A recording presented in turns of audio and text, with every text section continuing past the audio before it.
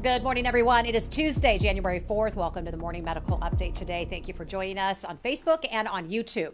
As students start to come back after the holiday break, some school districts around the metro are talking about bringing back face masks or making some sort of changes to COVID protocols. And this is, of course, all thanks to a surge in Omicron cases that we are seeing. Before the winter break, some districts were seeing the highest number of COVID cases since the pandemic started. So this has parents, as you can imagine, worried, students concerned. We have two education experts with us today to talk about all of that. We're going to dive deep into schools and what we are seeing. So make sure to get your questions sent in.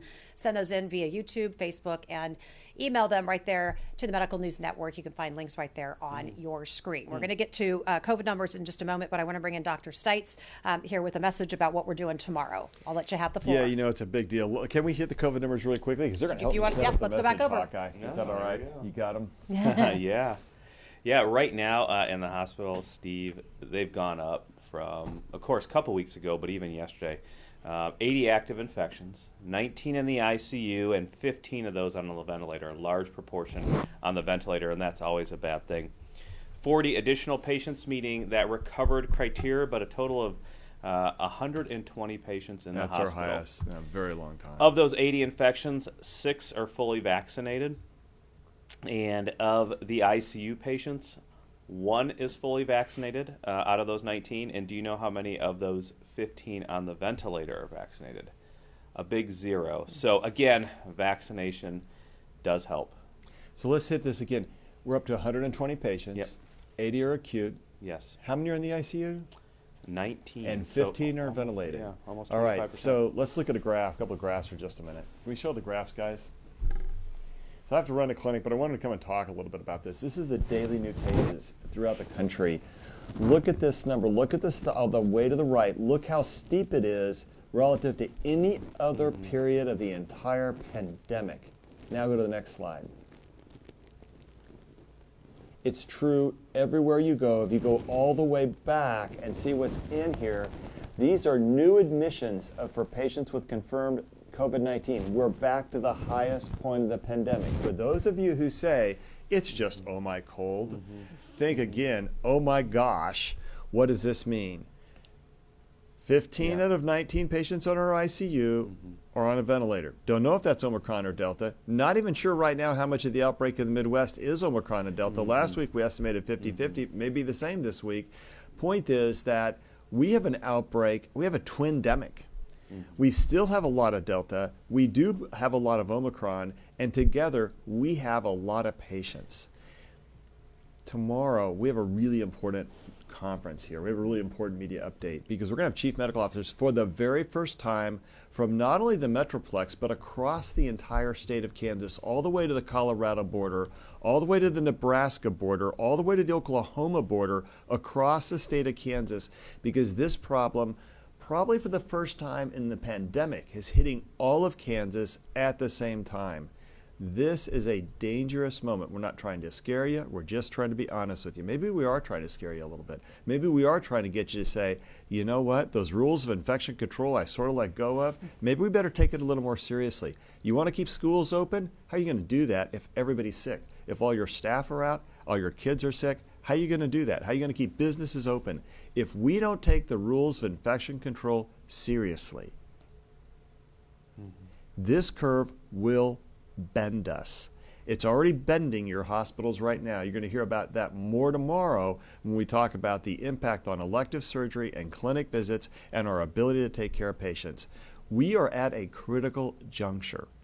And today I have a combination of fear, I may be a touch angry, and a whole lot of frustration. Normally we try and paint a really optimistic view. We're going to be really honest tomorrow, folks. Gloves off, real conversation. If you don't want to listen, fine, but it's going to get you.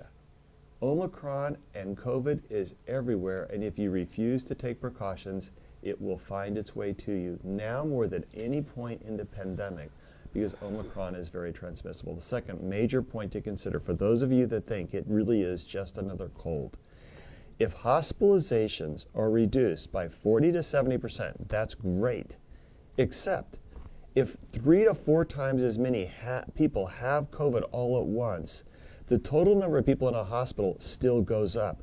You can point to the South African data, and there's really a lot of hope there. But remember, the South African population is much younger. Remember, we have a large population in nursing homes. We have a lot of vulnerable people with chronic diseases because we keep people alive a lot longer in this country. That person may be you. You should be very cognizant of what's going on around Omicron, what's going on around Delta, in this, our true twindemic, Hawkeye, of this entire pandemic. Yeah, I venture to guess, and this is just speculation, but that large new admissions graph that you had showed initially, I would guess that 90% or more of those admissions are unvaccinated people. I bet you're right, and I bet a lot of it's still Delta. Yeah. And those outcomes in Delta are tough, and you see that on the number of people in the ICU. Mm-hmm. You know, it was 15 out of 19, that's 20 out of 120 essentially. That's a lot of our patient population, and that's a very high rate of being on a ventilator. So I think you have to be really careful with how, just in the lay, and with lay people, how you ascribe the characteristics of Omicron. It's really nice to sit back and say it's just another cold, except it's not just another cold. Even if the reduction in hospitalizations is what South Africa says, it's still far worse than influenza. It's still really bad, and it may only be a cold, especially if you're vaccinated, and especially if you're vaccinated and boosted. But that's not true if you're an unvaccinated patient, and that's not true if you're in our hospital with Omicron or with Delta, and we're seeing it both ways. And so, Jess, I think this is a dangerous moment for us. I think the numbers are rising. I think you're going to hear that from the CMOs statewide and as well as throughout the metropolitan area. And I think it's going to have a profound impact. It's why you see schools back east where they are about 2 weeks ahead of us. So remember, they are 2 weeks ahead of us, not 2 months as they used to be. They're about 2 weeks ahead of us in this crisis right now. They are closing businesses. They're having to close schools. They're going back to hybrid learning, or they're keeping their mask mandates in place. We have a choice, and it's a hard choice to make, and I know there's not much political willpower out there for this, but I'm telling you, if we don't find the willpower, the virus is going to find us. That's not what we want to see. I can hear it in your voice, and I think it says a lot that we're getting all these people on one phone call tomorrow. That's right, and all these CMOs are going to come in and they're going to say the same thing. Our hospitals are at the breaking point, and if you all don't help us, we're in trouble. We are asking media, though, also to take an active role in tomorrow's conference. So if you're a reporter, journalist, one of our media partner stations, please, we're asking that any reporters that are listening to stream tomorrow's news conference, because what we're hoping will happen is that if you're monitoring your feeds, that you will then ask the questions of your own community. So please stream this tomorrow on all of your outlets and then monitor those questions from your viewers. And then I want you to ask those questions tomorrow during the conference. And there's lots of communities represented all across Kansas. So trust me, you're going to find someone that looks and thinks like you because of the communities. We have everybody there, from a critical access hospital to a major coronary referral center. So again, everyone's on board. We want the media to take an active role in this news conference tomorrow. Okay, so before we get deeper into our school conversation today, I do want to find out if there are any reporters on the line. Hi, it's Cody Holyoke with KMBC9. Hey, Cody.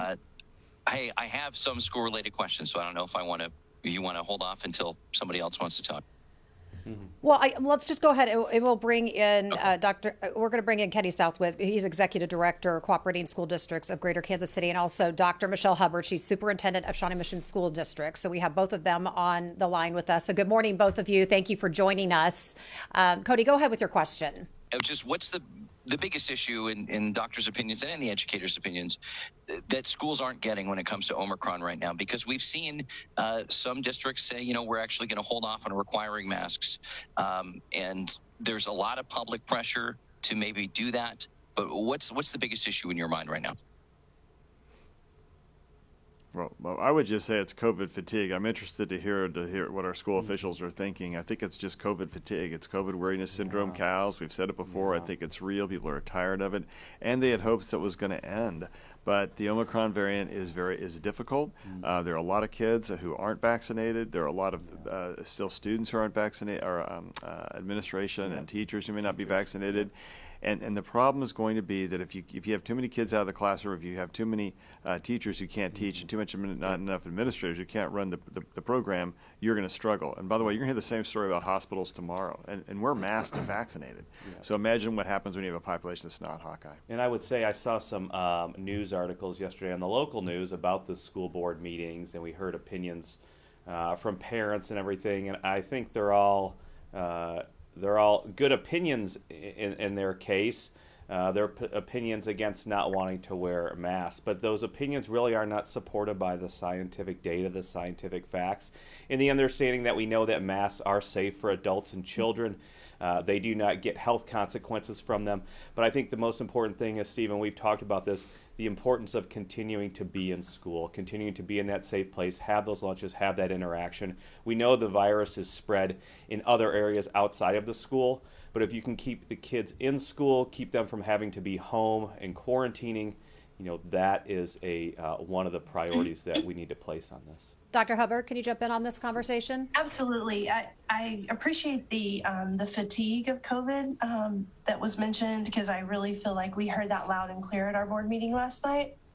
And in addition to that, I would add the frustration around the idea that hospitals and schools are carrying all the burden, and that there aren't mask mandates anywhere else. Our kids go at night, wherever they want to go, weekends, wherever they're going to go, and are doing that in a large capacity of being unmasked. And so therefore, there's this burden that schools carry, and I think hospitals carry, that we're the only ones fighting the fight. And so we heard that a lot as well. And the idea that we need the community to gather with us to fight this fight, that we can't do it alone. Kenny, weigh in as well and tell people how you work together with school districts across the metro. So Dr. Hubbard can speak to, and I'm glad you're here this morning, Dr. Hubbard. It's good to see your face. With the Kansas side, the co-op that I represent is 32 school districts on the Missouri side, kind of regionally as far north as St. Joe. We go out to Knob Noster and down south to Adrian, Archie, and pretty much everything in all the districts in between. So our situation, when we talk about what the issues are, this is a medical show. We're educators, and I agree, the same fatigue in terms of we're carrying the ball. I heard from my administrators yesterday as we begin to try to imagine what's going to happen when we open school up. We fight a little bit of a different issue on the Missouri side. Those of you that have followed Cody and the other reporters recently, Judge Green out of Jefferson City ruled that our health departments can no longer make mandates. They really don't even want to make any recommendations. A lot of our health departments have been hamstrung in the state of Missouri. Add to the top of that, and I'm not going to mention the name of the Attorney General, but has sent cease and desist letters to school districts regarding their mask mandates. The state treasurer's been involved now, keeping districts from not being able to refund their debt unless they come in compliance with the Attorney General. Facing court cases, many of our school districts made decisions to continue to make masks optional or highly recommended under the threat of a lawsuit from the state. And then most recently, our governor a couple of days ago made a decision. I don't know, I don't want to criticize him politically, but it could not have been on the data, but that basically the state emergency around COVID is over, that we've got enough people vaccinated in the state of Missouri now that we really don't have to worry about. So all of those things, I think, have left it up to our local school boards, who, although some people think they can't make that decision, we still believe that they can continue to look at data, work with administration, and make recommendations. Prior to the holiday break, we ran a survey. We had 21 of our 32 school districts that answered, and all but 3 of those basically were moving to highly recommend or recommend or optional. That was before we saw the numbers where they are right now. I can tell you that our people have become pretty talented at pivoting based upon the data and the information And our conversations right now are, when's that next pivot going to take place? I think it will. I don't want to get in. The last thing, Cody, to answer Cody's question, I think this is what we deal with, I think, is political versus the science versus social media. And, when I hear this morning on one of my local news stations that somebody overseas says that COVID's going to be over in 2 months because everybody's going to get it, they'll have immunity, and in 2 months we'll be out of it. That's confusing, extremely confusing to people. So it's also just untrue. Let's just be honest, Hawkeye. I mean, and I'm going to have to run and go to clinic, but just to say this concept of immunity, remember that in South Africa, where 70% of people had COVID, they had a major Omicron outbreak. You say, well, okay, but they did okay. Well, they did okay unless you're one of the people who didn't do okay. Yeah. And remember also that population is much younger than the U.S. population. Yep. So I think, we just have to be honest about this with each other and say that this is a difficult moment. And we're not saying don't go to schools. We're not saying don't to close businesses. We're not saying to do that. We're just saying, folks, try and take care of each other. Put a mask on so you can do it. To your point, Missouri's made it more difficult, right? Mm-hmm. I'm a Missouri resident, and I don't agree with what they did, not a bit. Yep. I don't agree with the Attorney General, I don't agree with the Governor, I can say that. But in my space and in my lane in healthcare, if I stay right smack there, what I would say to you is we are going to have one of the most difficult months throughout the entire pandemic.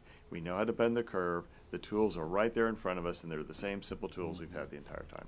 So I have you 3 more minutes. You promised me till 8:20, okay, right? 8:20, there you go. Well, because I know we're going to be getting a lot of policy questions and science questions, and I need you here to help me navigate that a little bit. And I would just say, there is a large a priority on not making decisions based on scientific and public health data, but other prioritizations. And what we've seen now is that there are so many places that have closed down. There are so many flights that have been canceled.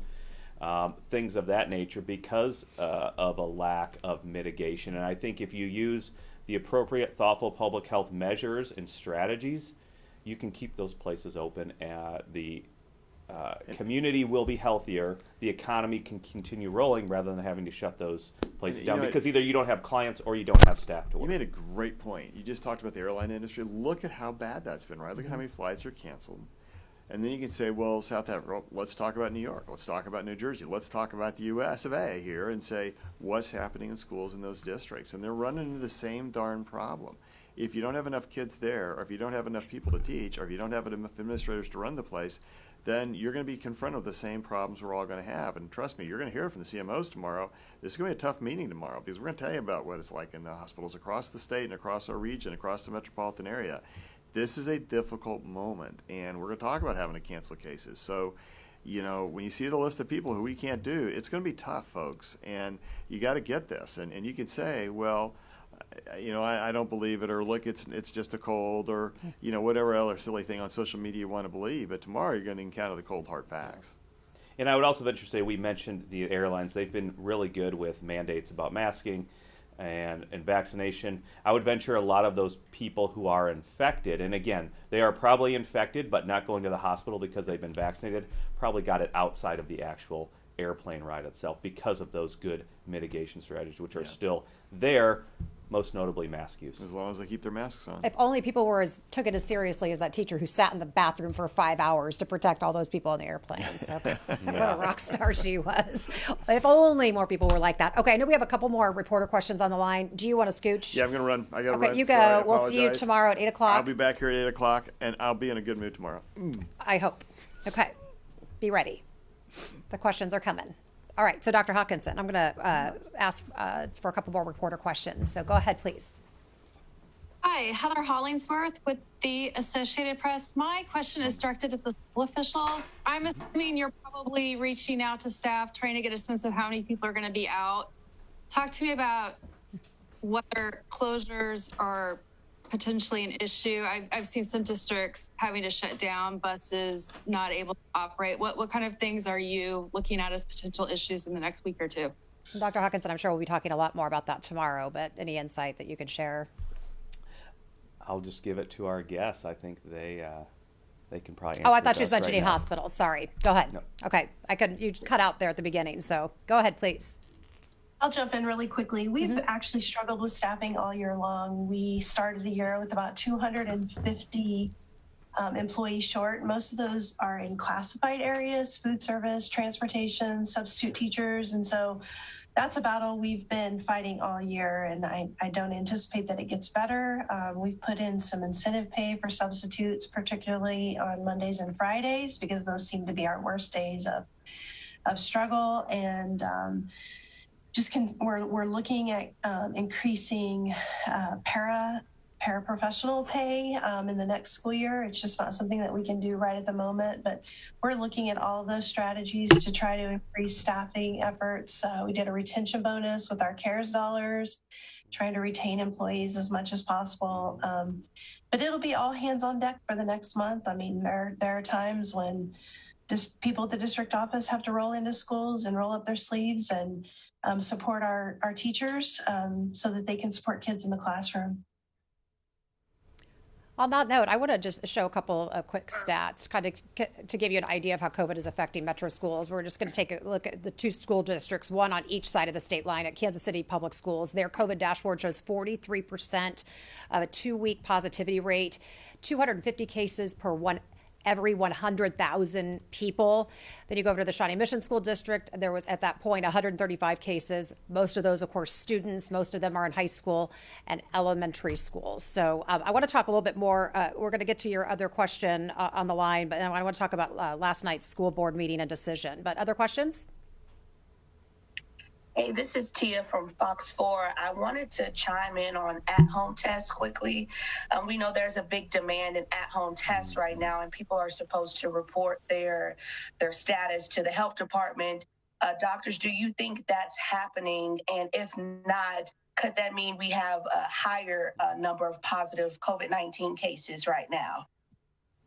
I mean, yeah, just personally, I would be highly skeptical that many people are doing that, either calling their primary physician or a county health department. And really throughout the pandemic, it's, kind of in that mid area, I would say April, May of 2020, we really did start to begin and understand that there were probably anywhere from 4 to 10 times the amount of reported cases out there.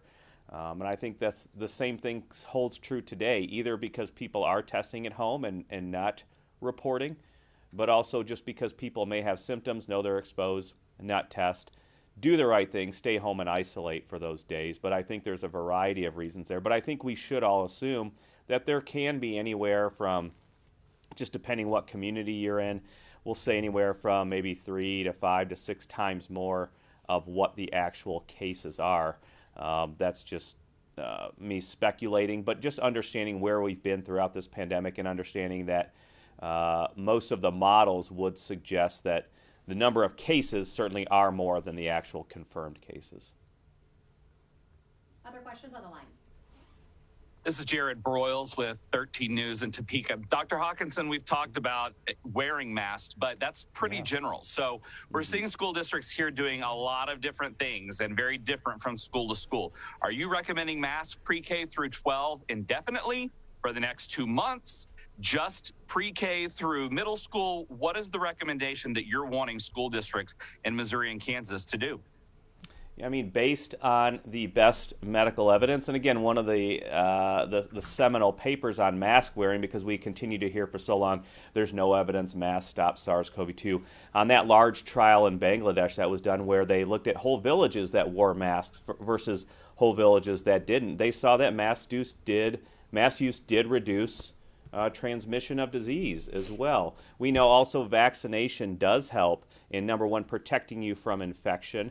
We know that there are, populations that cannot be vaccinated at this point in time. So it's all a combination of those things. And I think we would certainly support the medical and the science data, which all supports mask use, but also vaccination and those other mitigation strategies that are suitable to whatever type of institution you're in, depending on the engineering there in that school or that institution, wherever you're at. As far as social distancing goes, ventilation goes, those all play a role. And if we can do and maximize those things in whatever environment or institution you are in, you will likely be able to keep kids in school, have less going home on quarantine because of exposure in the school itself, but also, as we heard Dr. Stites say, those administrators, those teachers, those counselors, every adult associated with that school as well.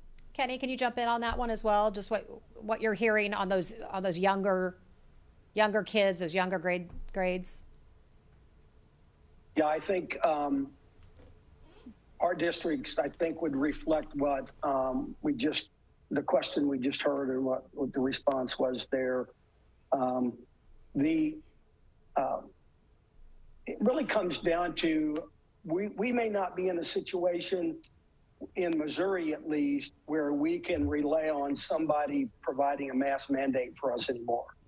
I think the question answered about do we wear them forever, or 2 weeks or 2 months? I think that's going to be based on data. I do think that the school districts have tried to look at the most current data and make decisions around that. We don't know what our numbers are going to be. We've been out for 2.5 weeks, and we're going to know over the next week or so what our numbers are going to look like, what our staffing is going to look like, whether we're going to be able to continue to feed kids. And we're going to have to make decisions about that. I really do think that this is, I was talking to Jessica yesterday on the phone, and it's a little bit like I was driving down the highway and I've got a seatbelt on. I wear a seatbelt, not because I think I'm going to be in a crash, but there's a possibility I might be in a crash. Some of us remember back when you didn't have a seatbelt. We ran around with metal dashboards, and it just was not a safer time. We're going to learn to be safer through this. But at this point in time, it comes down to, I think, if somebody's not going to provide the mandate, then take it upon yourself. Be responsible yourself to keep your family safe, to wear a mask, to look at the clusters of people you associate with, to get vaccinated. For gosh sakes, we know that keeps people out of the hospital and from getting real sick. Don't make it a political issue. Make it a family and a personal issue. Make it a school issue in terms of what we do as individuals, not what kind of mandate we're living under. It would be great if we had that coverage. We don't have that coverage in Missouri anymore. So these individual mitigation strategies are going to have to continue until the data gets better. And one thing that alarms me, and we're going to hear it tomorrow, if I wake up tomorrow morning, I've got appendicitis, I'm probably not going to get treated. And at my age, that scares me. Mm-hmm. So that's a harsh reality. The way I react and the way I do to keep myself safe and my family safe may be different than the people that I live around, but it's not going to change me from doing what I think is right.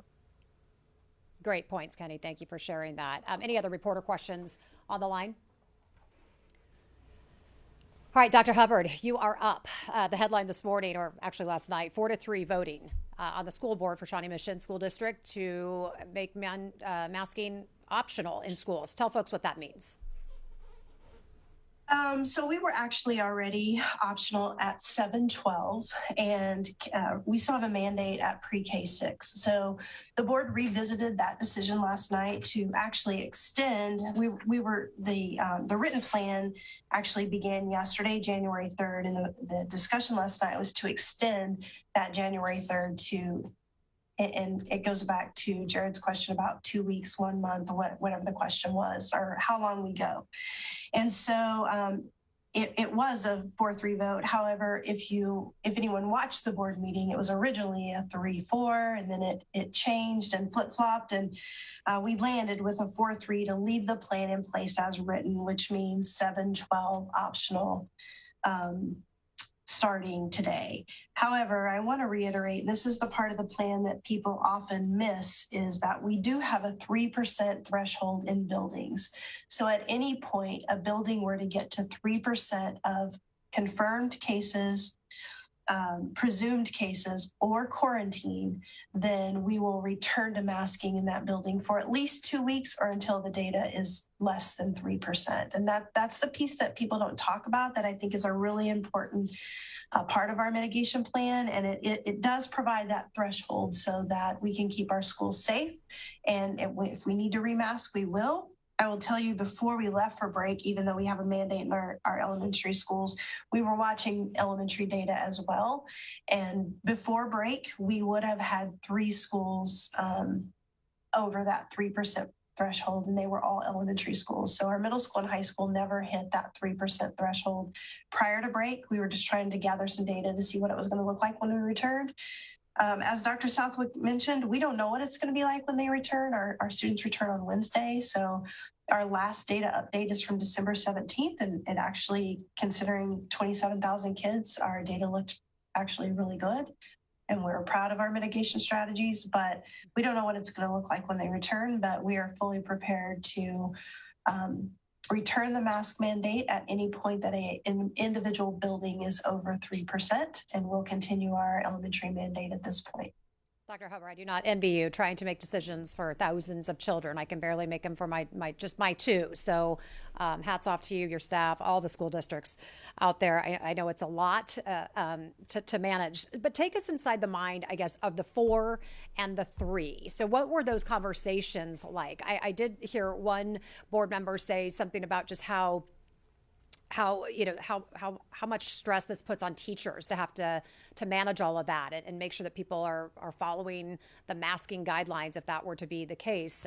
We know it's optional, but what kind of conversations, and were there any parents there last night voicing their thoughts and concerns? Absolutely. There were parents there voicing their concerns, both before the meeting and during the meeting. We actually adjourned the meeting twice because we couldn't conduct the business of the board because of our audience. And so after the second adjournment, we actually had to clear the room, and we just live streamed the meeting with no audience because we couldn't conduct the business of the board, which was disappointing to say the least. The discussion was really all over the board. I appreciate the question. I never try to speak on behalf of individual board members, but I really appreciate our board having the tough conversation in the room. It hasn't been easy on them. They have a lot of pressure, social media, at their homes, phone calls that are extremely inappropriate and difficult for board members. And I want to remind everyone that a board member is no pay. And so I think the toll that is taken on board members has been very difficult this year and last year for that matter. And at the end of the day, all the board members want what's best for kids. They don't necessarily see that the same as Dr. Southwick and I may not actually see everything the same, but at the end of the day, their heart's in it for kids, and I appreciate that. And staff, there were a lot of conversation about what's this mean for our staff members, and unfortunately, similar to our society, our staff is also very divided on this. There are teachers that are like, please, please, please have a mask mandate. And there are other teachers that are like, absolutely not.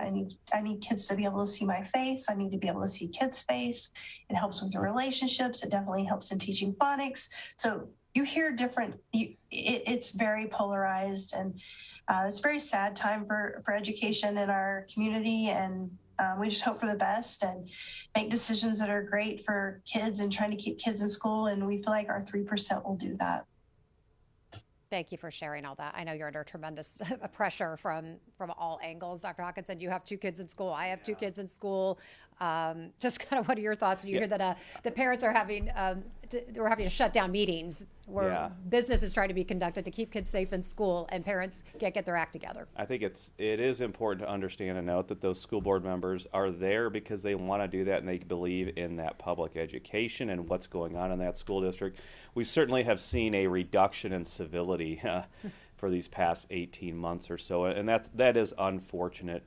There's just a lot of opinions out there. Probably people who had kids in school for several years and had no issues and didn't have any problems, but now out of the blue they have issues and concerns, and feel their voice should be heard. I think they should be heard, but I think it has to be in a civil manner, and we have to continue protocols and systems to get those voices heard. Doing those things that we just heard about is not appropriate, and that doesn't help anybody's situation at all. I want to bring in the community right now because they're starting to ask questions that I have. So let's just get to them right now because Deb is going to get us started. And on this note, did the vote change because of pressure of parents? I'd like to think that the school board and people running our schools can hold up to the pressure and make the best decision that they know how to make. But how much did the parent pressure play a part in some of these decisions? And Kenny, I'll ask you to jump in on that too. But Dr. Hubbard, get us started. Yeah, I definitely think the public pressure plays a role. I mean, without question. But I think at the end of the day, I'm not going to speak for those 7 board members to say, yes, the public changed my opinion, or no, the public did not. But I think ultimately they all made the decision that they believe is best for both public schools and for kids. And they all have to go to sleep at night and look in the mirror and make the best decision that they can. They're all elected officials, and I truly believe in my heart that they made the best decision that they could make with their belief system and for their constituents in the areas that they represent. Kenny, I want to ask you about this because we were kind of visiting about this yesterday, but just I think there's going to be a lot of parents hearing this that just say, well, with Omicron and what we're hearing and the numbers, just put the mask mandate back into schools, just do it. But it's not that easy. So explain why that is the case, because you have policy involved, mandates, governments are putting it in the hands of the school districts to make those individual decisions. You've got Kansas, you've got Missouri. Lay it out for us, why this is not such an easy decision. Well, it hasn't been easy for the last 20 months, I'll tell you that. And I think it's gotten worse. I think the pressure is there. But I would agree with Michelle. When you run for a school board, there's no money involved in any of that. And you're there to work with the district to provide the best education you can and the safest education you can. But I think, as I mentioned before, we're in a situation where our governments are much different than Kansas and Missouri right now in terms of some of the things that are happening. We're seeing statewide emergency mandates that were gone. I think it has become very political, the decisions that are being made right now. Having said all of that, I feel very confident as we go through the next couple of weeks. We have thresholds in Missouri, our districts. They're not set by health departments, but whether it be 1% in the building or 3%, and that varies on the size of the building. If it's a small building, obviously 3% is a lot smaller number than a high school of 1,500. So we're looking at that. We still believe strongly that our school boards can make decisions to keep their kids safe. But I'll tell you, they do that under threat of a lawsuit with certain individuals, whether it be parents groups or the Attorney General. So all of those are decisions that have to be made.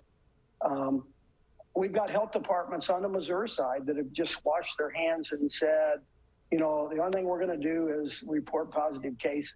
That's it. They're not going to help with contact tracing, and they're not going to make any mandates and really not even make recommendations. So all of that makes it very difficult for decisions to be made.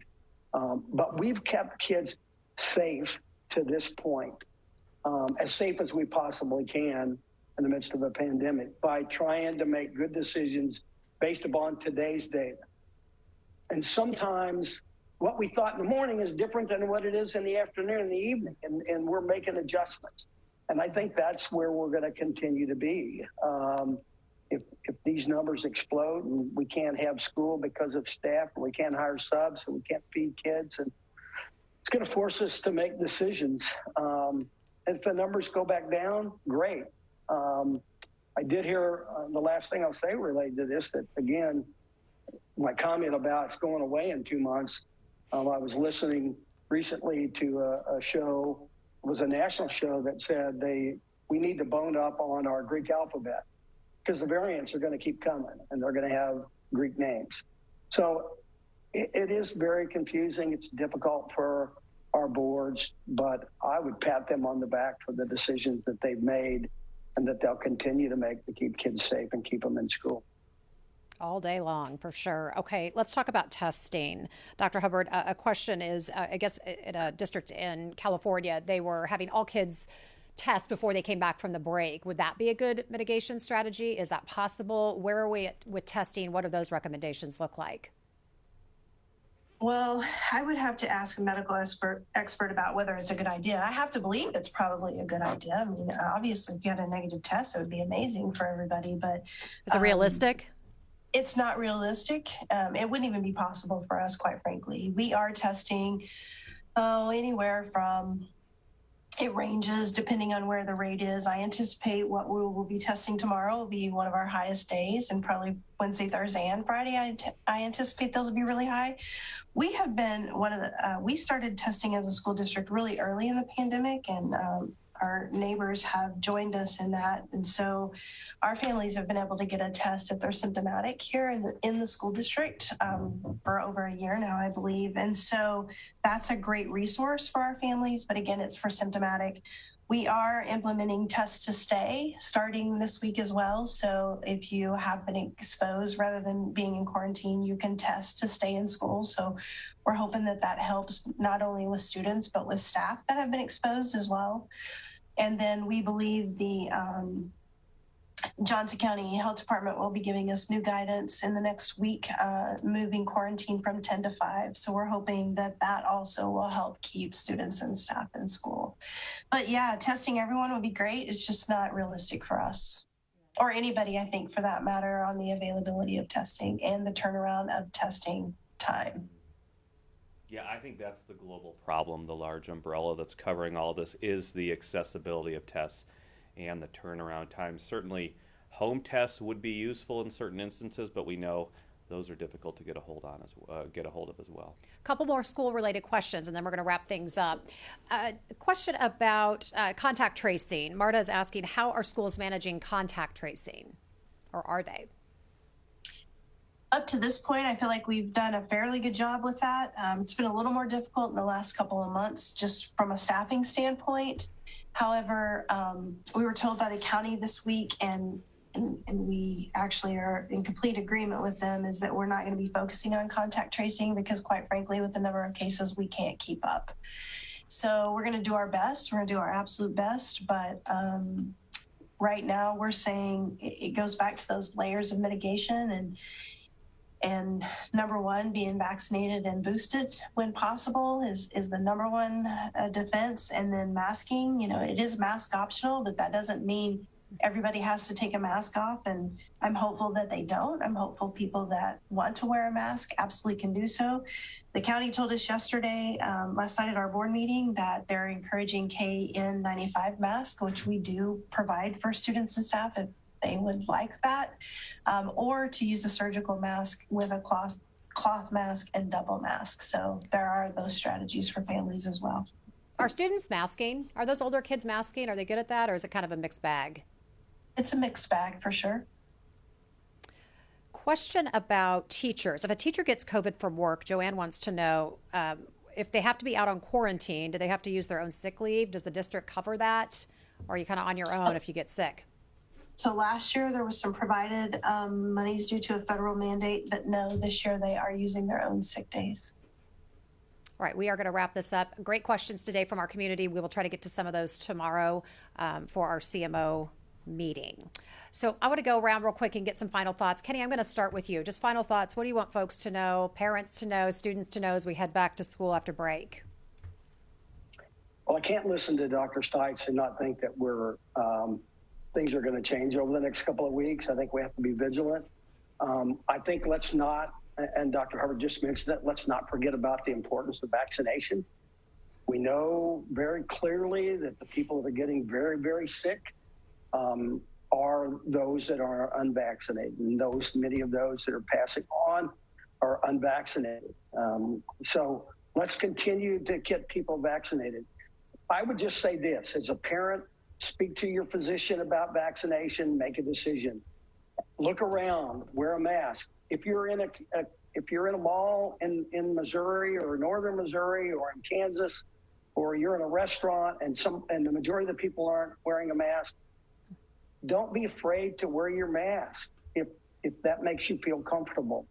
Don't forget to wash your hands and do all the mitigation things that we've been involved in that have kept kids safe and have kept our families safe. We can't drop that right now. We need to kind of supercharge that to get through this. And then just wait and see what happens over the next couple of weeks in terms of decisions are going to be made locally. And as Dr. Hawkeye said, let's be civil about the decisions that are being made. Please be civil. Dr. Kenny Southwick, thank you so much for being with us today. We appreciate it. And speaking of civil, Dr. Hubbard, I can't quite get past in my head that you had to shut down a meeting last night and go and to go viral because parents couldn't get themselves together and have a civil conversation about how to get our kids in school safely. So that's tough. I would ask you, just maybe go through with us, just kind of what's in your crystal ball as kids head back to school for the rest of this year, and what's your message to parents? So, I don't want to reiterate or just to again say what Kenny said, but Dr. Southwick hit the nail on the head in regards to, civility, layering mitigation strategies, by all means, vaccinate and boost when possible. So those things are so very important. My crystal ball is to absolutely be able to keep kids in school and really start to focus back on student achievement. I think there's been so many social emotional issues with families and teachers and just in schools, and I'm hopeful that we can find a settling place for kids and adults through the pandemic and really start to focus back on things that are important, especially student achievement and academics, and making sure kids feel safe in school and safe in the community. I would agree with Kenny that if you're somewhere where you're not comfortable, by all means wear a mask and don't let the bullies win this battle. I really am hopeful that in our schools, with masks being optional, that people can be civil, kids can be civil and respect opinions of others. And if you want to wear a mask, you wear a mask. And if you don't want to wear a mask, then you don't wear a mask. But at the end of the day, everybody has a personal choice in this, with the mask optional at our secondary schools. And I just hope that we can be civil in that. But at the end of the day, keeping our schools open is the number one priority for us. Absolutely. Making masking cool again. Thank you so much for what both of you do. We know it's not an easy job. So thank you for coming on and sharing your message, Dr. Southwick, Dr. Hubbard. Have a great day. And Dr. Hawkinson, final thoughts from you today. Yeah, I mean, I don't know that there's much left to do than echo those thoughts of our guests. I agree 100%.